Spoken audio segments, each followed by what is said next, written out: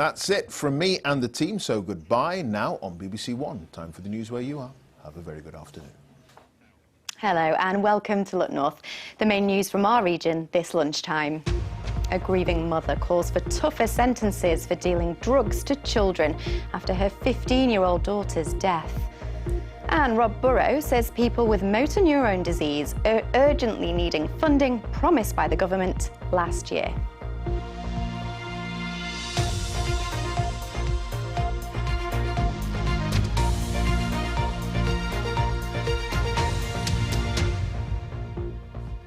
Hello, thanks for joining us. A grieving mother says she's been staggered by the support she's received for her campaign to change the drugs laws after her daughter's death. 15-year-old Leah Hayes died after taking MDMA, also known as ecstasy, in Northallerton in 2019. Now her mother wants the government to make it a specific offence to sell drugs to children. 10,000 people have signed a petition and politicians have joined the campaign, which will be discussed in Parliament. Stuart Wincup reports. Full of fun and always dancing. Leah's friends called her mother when she collapsed. They said she'd been drinking alcohol. She was lying on the floor. I ran to her and she looked at me and she said, "Mum." And within minutes, she was unconscious. Leah had been out with her friends here in Northallerton and had taken the drug MDMA, also known as ecstasy. I thought everything was going to be okay. Then I walked in the hospital and the nurses and the doctors, they had their heads down as soon as I walked in, and I knew. And I was only there for a minute or two and they stopped and they said she'd gone. Now Kerry wants a new law introduced which makes selling drugs to children a specific criminal offence that carries longer prison sentences. It is, of course, an offence to sell drugs, but currently there's no difference in the penalties if you sell those drugs to children or sell them to adults. And that's what this campaign is trying to change. More than 10,000 people have added their names to a petition calling for a change in the law, and the family's campaign is being supported by one North Yorkshire MP. We've got this compelling case why we should do this. We've got other people who seem to support the idea. We need to build a coalition of people within Parliament, and then we need to be very persistent with the minister until they say, yeah, I can understand why that's a good idea. The government says protecting children like Leah from harm is a priority. However, existing offences already apply for drug supply, so it has no immediate plans to change the law. Despite the setback, Leah's family said they're determined to continue their campaign. She just tried something because her friends were doing it, because she thought it was cool and because she didn't understand. She was loved, she was well cared for, she came from a nice home. She made a mistake. Stuart Wincup, BBC Look North, Northallerton. Next, Bradford has some of the longest court cases for serious sexual offences in the country since the pandemic began. That's according to new data compiled by the BBC. Crown Court cases in Bradford take 15% longer than the national average. Last summer, the average case finished in 307 days compared to 266 days across England and Wales. Campaigners say lengthy trials increase the chance of cases collapsing. Rob Burrow has said people with motor neurone disease are potentially being betrayed as the government promised £50 million to help find a cure for MND last year. Well, campaigners say not a single penny has yet been awarded. Now, 12 leading scientists have written to the Care Minister, Gillian Keegan, calling for urgent action, as Megan Patterson reports.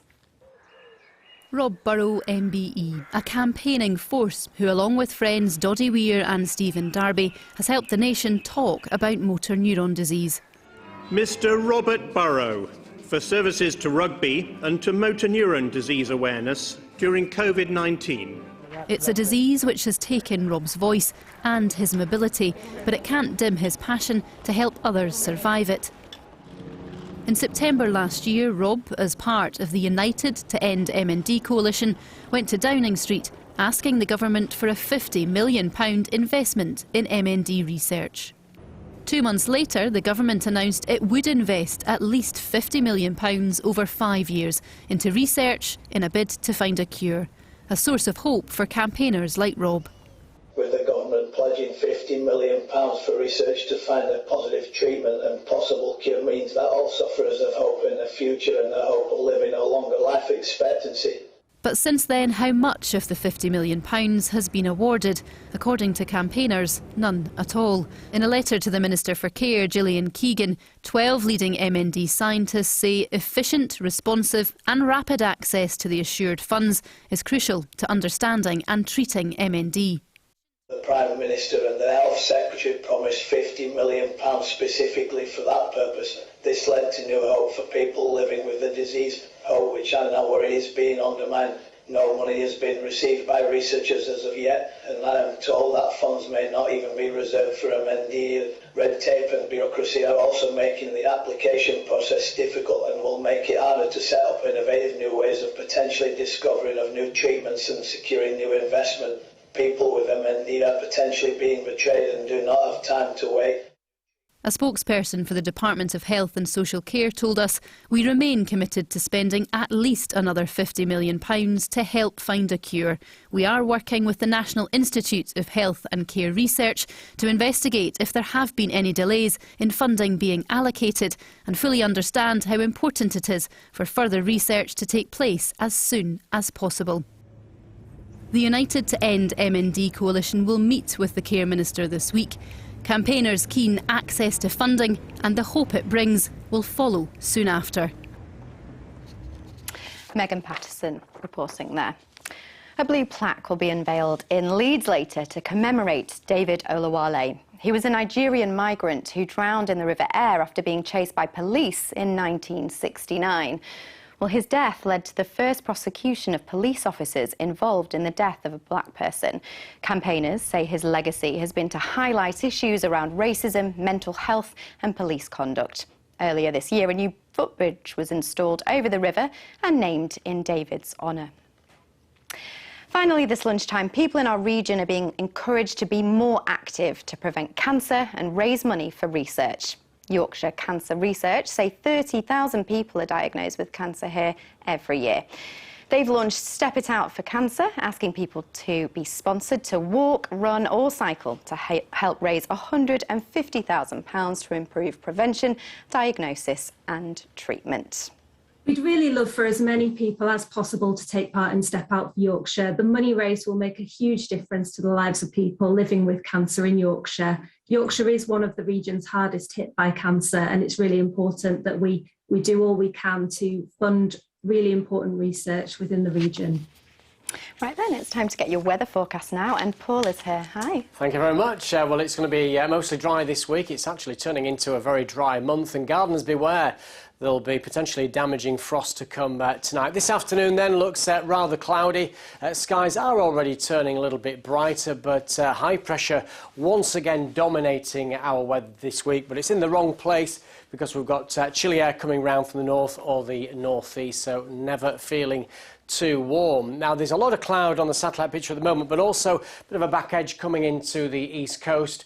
And this cloud you can see here is beginning to slowly break up. So although there's a risk of the odd shower this afternoon, most of us will be dry. Rather cloudy at first. There's that sort of clearance. The sunshine developing, especially across eastern parts of Yorkshire. Temperatures around 12 or 13, generally feeling quite cold out there. So the rest of this cloud clearing away, so we should all see some sunshine late afternoon into this evening. And then with clear skies and just a light breeze, it is going to feel colder. Widespread ground frost, even an air frost in some places, down to -2 in countryside areas. So a cold start Tuesday morning, but a lovely one with blue sky and sunshine, but it won't last fairly steadily through the morning. Skies will cloud over from the north, and again the cloud could be thick enough for the odd light shower, but most of us will be dry. Quite a cold day tomorrow. Top temperatures around 10 or 11 degrees. It's fine Wednesday through to Friday, variable cloud with some sunshine at times, and that is the forecast. Thank you. I think I'll keep out the winter coat. Right, that's it from us this lunchtime. Amy is back with the 6:30 news.